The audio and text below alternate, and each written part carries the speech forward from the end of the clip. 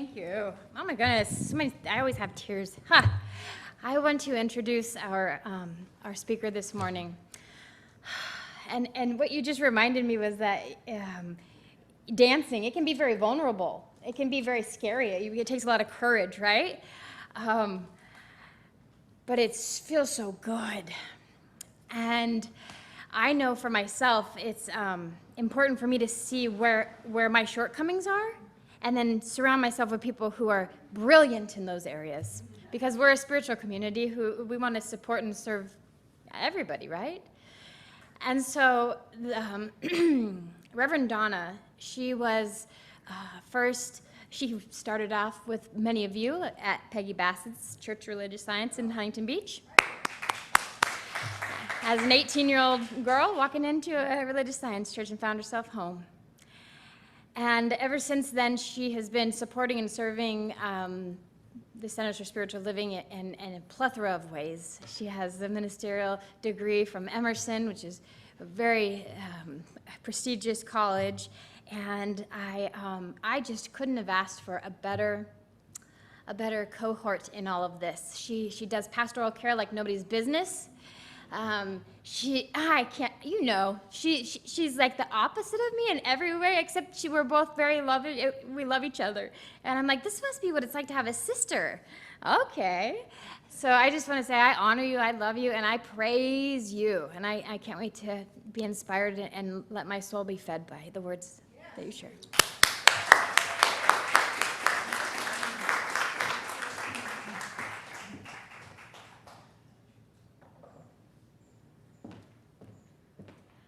Thank you, Reverend Nicole. Grateful to be here this morning. And yes, I do the same thing. I think that's why Reverend Nicole and I work so well together. I also have that same philosophy that we all have gifts, and to accentuate those gifts and to work with those who have complementary that maybe aren't my strong suit, and together we fly. Reverend Nicole sometimes will share a story that I used to share when early on, I had my very first practitioner, was my first practitioner for a very long time before she made her transition. And I was in a place of, I don't know what to think right now, and I was kind of all over the map, and she said, just relax. Feel those butterflies, tell them to get into formation, and it's time to fly. Ever since then, butterflies have a meaning for me, which is why I think you'll find this quote interesting I wanted to start with. It's from George Carlin, and he says, "The caterpillar does all the work, but the butterfly gets all the publicity." Isn't that true? Isn't that true? For this week, our talk title was Free Your Mind and the Rest Will Follow. And for me, freeing my mind meant to just relax, just let go, which is why I think Carol Armour was in my heart a lot this week. And I find it fascinating that Anne Marie read from a book that I spent most of last night reading, and wasn't sure if I was going to pull something from that to read today or not, and it just wasn't feeling that it was the right thing, and because it was going to come through Anne Marie. And that is what we teach, that one mind, that one life. And the music this morning opened my heart a little bit more. And I really want to thank you. I had never met Marty, but the first time I saw you when I walked in, I thought of my friend Gina. And I went, oh, my friend Gina has a twin. You look just like her. And Gina's a wonderful person. So, and Lindsay's music always opens my heart. So what I want us to think about is freeing our mind, and what does that mean? What does that mean to let go? In Dr. Richelieu's book, the other book I spent a lot of time reading last night, talks about life contracts. And I want to read a little bit about that as I talk a little bit more with you today. He says, and the book is called The Art of Being Yourself. Discover who you are and learn how to live. He was the senior minister at the Redondo Centers for Spiritual Living for many, many years. And I just love his writings. He says, subconsciously, we set our own terms with life. We make an unwritten contract with it. We set our own limits and we restrict our own possibilities. In this contract, the so-called fine print is sometimes so fine that we just cannot read it, but it makes an impact on our lives just the same. So when I'm freeing my mind, I'm wondering what that fine print is that I can't see, but maybe is running my life underneath, and I'm not realizing it. What is the fine print that I am listening to or telling myself? Anne Marie's workshop this afternoon might help me in rewiring my brain to have a different idea of what that fine print might be, how I can maybe rewrite my life contract or my contract with the divine. I was having a conversation with a friend of mine this morning on text, and we were talking about a few different things, and he asked me, he goes, does the divine have a word for what we're talking about? And I said, I think it does. It's called alive. It's being alive. It's engaging in life. It's saying yes, even when we're having maybe a difficult moment, or we're afraid to dance, or afraid to take that chance, or coming from that space of I don't know. What if we can open our hearts just a little bit more to feel that divine that's within us that wants to have its way through and as us? What if I change my expectancy of I don't know what's going to happen to I absolutely trust and know whatever is unfolding is for my highest and best good, even if it's something I don't understand? When we wake up in the morning, I think many of us have an expectancy for the day. What are some of yours? Is there anything you'd like to share? What comes to your mind when you wake up?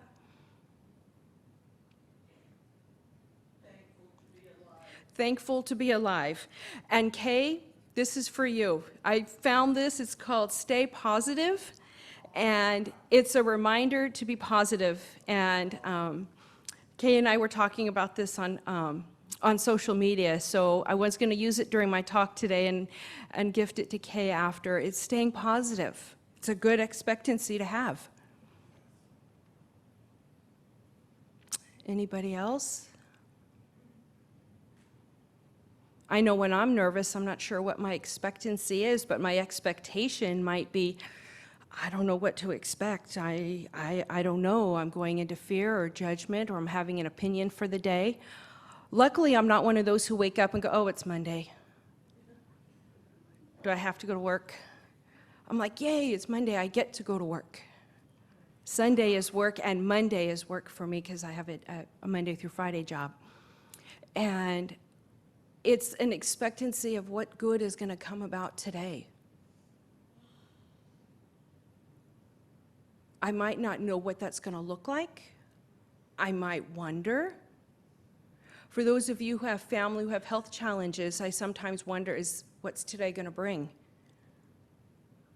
And then I'm able to, using my spiritual practice and the teachings of Science of Mind and Ernest Holmes and New Thought, Emerson, I'm able to sometimes shift that to a different perspective, or I call someone who can help me, or I'll text someone praying hands and they'll pray. There's a way to shift from an expectation to an expectancy. When I have an expectation, I might be let down. But if I have an expectancy of good and be open to whatever that looks like, that's a gift. I think it's one of the things that Dr. Peggy Bassett taught me all those years ago when I was in high school, walking through those doors for the first time at the invitation of a friend, not knowing what to expect. Luckily, I had an open mind to whatever it was, I was looking forward to it. And I felt like I was home. But I was in that space of those bubbles that Janie was talking about earlier, the bubble of just being open.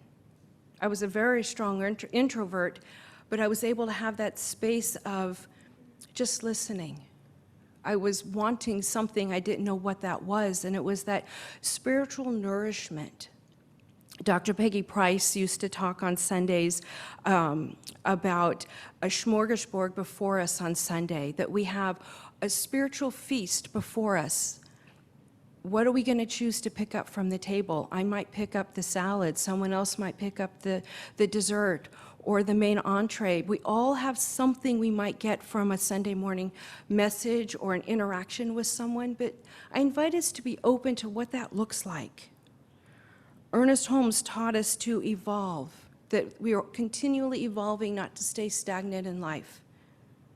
And when I'm looking at my life contract that Dr. Rishlu talks about, and I'm looking at the fine print, I'm being reminded to continually reevaluate, to take a look at what it is that's calling forth from within me. Reverend Nicole mentioned new beginnings this morning. Having that opportunity to free our mind and allow the rest to follow is an opportunity to invite in a new beginning, whatever that means to each and every one of us. It could mean something as simple as, I'm going to wake up and say thank you, or I'm going to go to sleep saying thank you, so when I wake up, I might be in a different space and consciousness.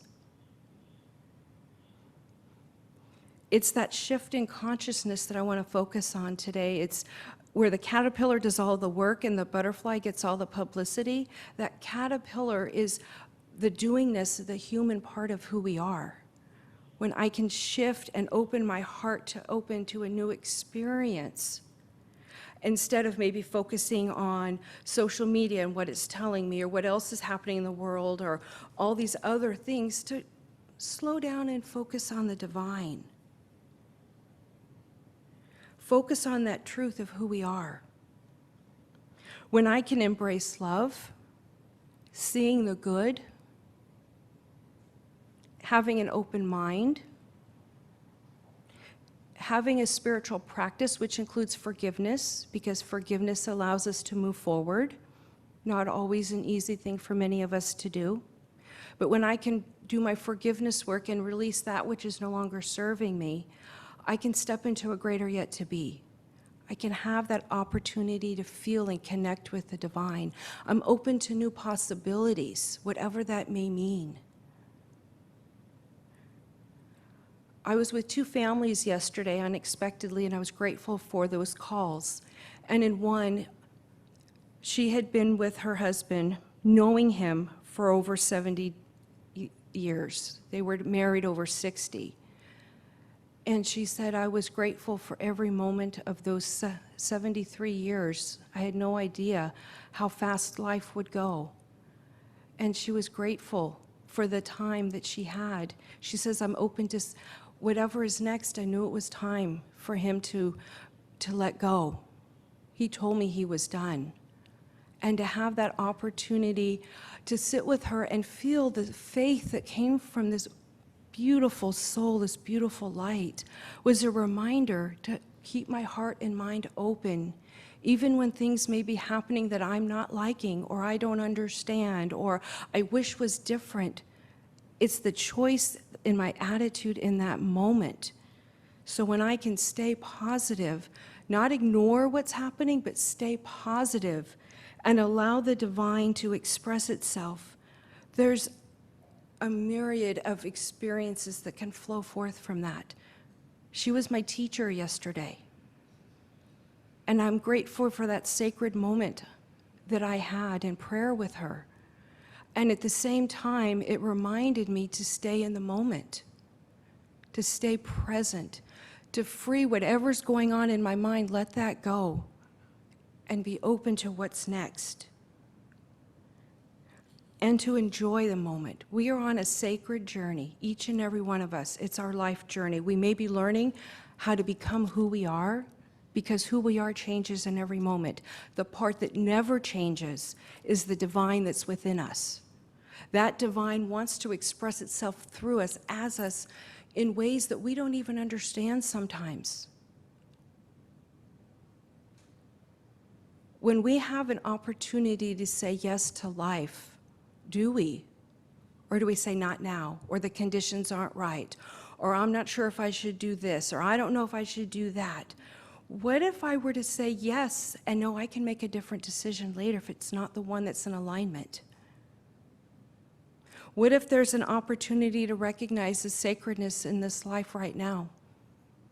And I want to say thank you to Dwayne right now. He'd planned on being here this morning, and he couldn't make it. So he sends his love, and he says he's here in spirit. And I know that because I can feel and sense that love in my heart right now. Dwayne teaches me to be present in the moment. The light that he is, for those of us who come through our doors not sure of what's next, but feel safe here, that's what we're about. Our spiritual community is about safety and love. It's about nourishing our heart, mind, body, all parts of us. We had our mission statement up a little while ago on our monitors, and our mission statements speak to who we are. It's our life contract when we're here, through experiencing life through inspiration, study, spiritual practice, prayer, loving one another. That's the gift that we have when we come here, in mind or in body, in spirit. This building is a building. It's who walks through our doors in consciousness and in person that makes it what it is. A friend of mine came by and saw our space earlier this week, and I said, you know, this used to be a mayonnaise factory before it was a church. And he went, what? Of course, he wanted to know the brand, and I didn't know. Bernstein? Oh, good, I thought it was something else. I told him the wrong one. But my point is, we used to make mayonnaise in here, and now we open hearts. What a gift. What a gift. So even when I'm opening a can of mayonnaise to make my tuna fish sandwich, I'm thinking about love. I want to read something from Ernest Holmes. I picked a different Ernest Holmes book, Thoughts Are Things. So we were definitely on the one mind thought with Anne Marie. He says in Thoughts Are Things, one of my favorites, greater possibilities. There is always the greater possibility available to you. There is a divine strength and an infinite wisdom at the center of your being, ever waiting to be released, that will enable you to put forth more into life and living and to take more out of it. A limitless creativity exists and expresses through all that is. It is always seeking a fuller channel of expression through you. Recognize that it exists and accept it as its actions in your life. So I invite us to say yes to life. Allow that butterfly that's within you that gets all the publicity to soar, knowing that the work that was done behind the scenes is that inner work that we all do to evolve and to show forth that love that we are. When you look at a tapestry, what do you see? Beauty, whether it's a tapestry of nature or words or a favorite picture. But what do you think went into that tapestry? If you turn it on the other side, there's all those threads and knots and different colors and connect. We don't see all that part, but all of that is behind that beautiful tapestry that we see. Acknowledge that we are all that tapestry coming together.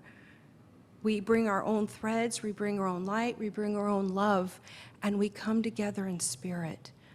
Let go of that which is no longer serving you. I invite you to contemplate what that may be. Reconnect with the divine within you in a way that works for you. And together we soar.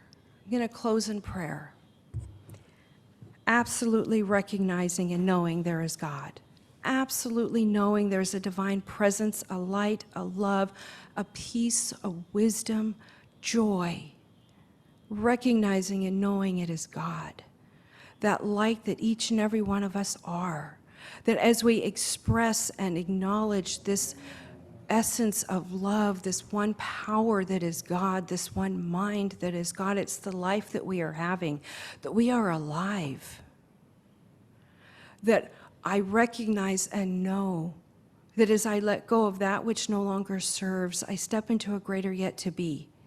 I rewrite my life contract. I relook at the fine print and make any changes that I feel are important to me at this moment, knowing I can make another choice in another moment, because I am standing up and saying yes to life, whatever that may mean for each one of us.